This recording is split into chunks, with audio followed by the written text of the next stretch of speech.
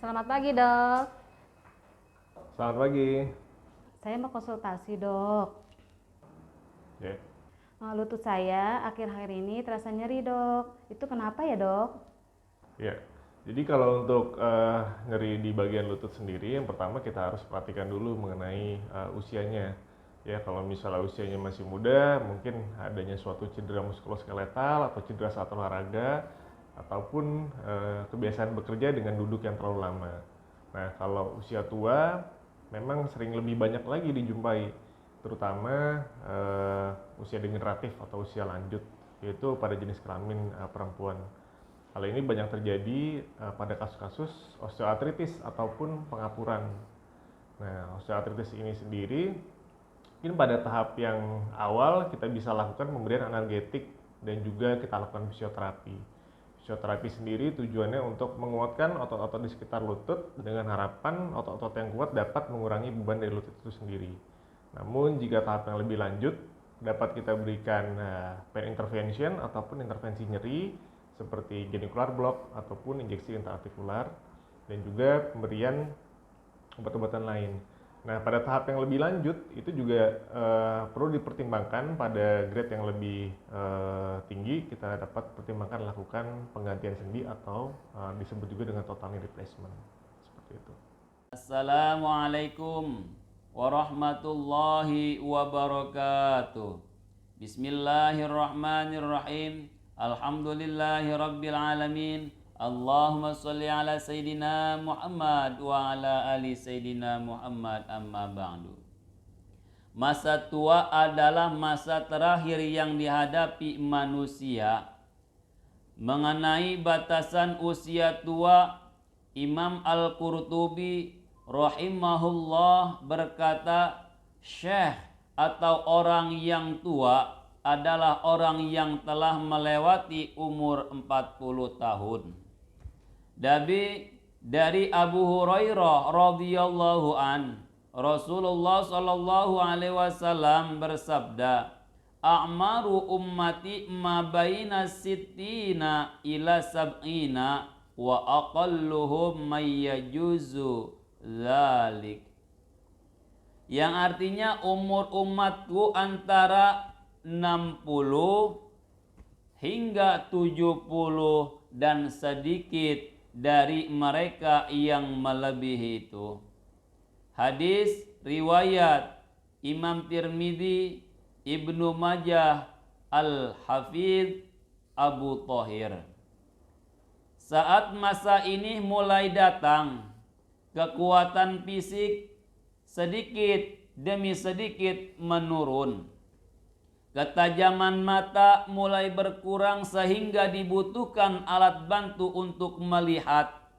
Daya ingat menurun dan kulit mengendur, serta guratan-guratan tanda penuaan pun muncul. Rambut-rambut putih sedikit demi sedikit menghiasi kepalanya. Penyakit-penyakit degeneratif pun banyak muncul pada masa ini. Bagaimana menghadapi usia tua?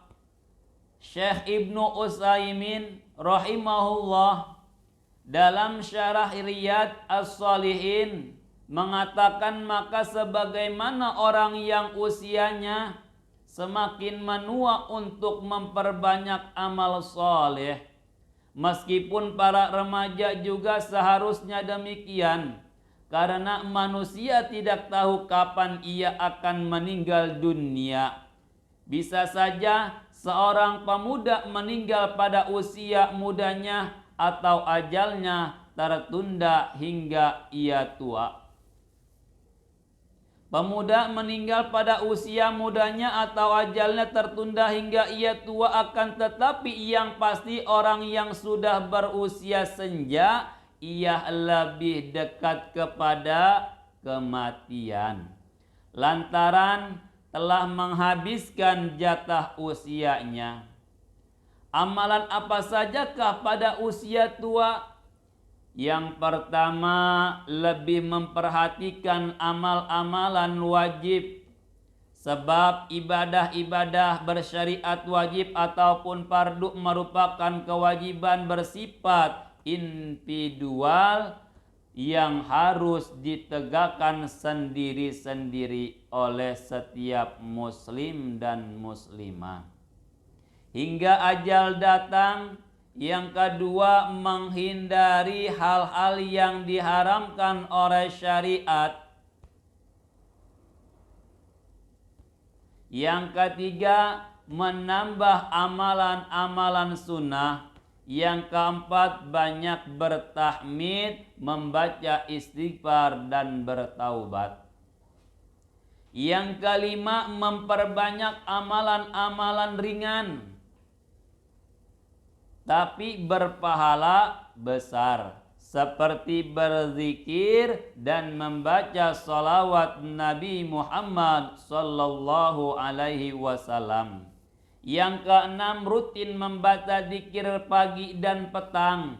Yang ketujuh, tetap aktif dalam thalabul ilmi atau menghadiri majlis ilmu. Yang kedelapan, rutin mempelajari Al-Quran dan mentaburi merenungkannya lewat bahasa ulama dalam kitab tafsir yang tentu lebih mendalam dari sekedar Al-Quran terjemah. Yang kesembilan, berpesan kepada anak-anak dan keturunan agar menjadi soleh dan soleha. Gemar mendoakan orang tua baik masih hidup atau setelah meninggal dunia, dan membantu mentalkin orang tua ketika akan meninggal dunia. Demikian penjelasan kali ini. Mudah-mudahan bermanfaat buat kita semua. Amin amin ya rabbal alamin. Semoga puasa kita esok hari diberikan kekuatan dan diterima oleh Allah Subhanahu wa taala. Amin amin ya rabbal alamin.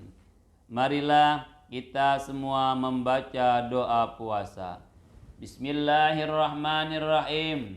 Nawaitu shauma ghadin an adai fardhi syahri Ramadan hadhihi sanati imanan wahtisaban lillahi ta'ala. Amin. Demikianlah yang bisa saya sampaikan. Kurang dan lebihnya saya mohon maaf. Assalamualaikum warahmatullahi wabarakatuh.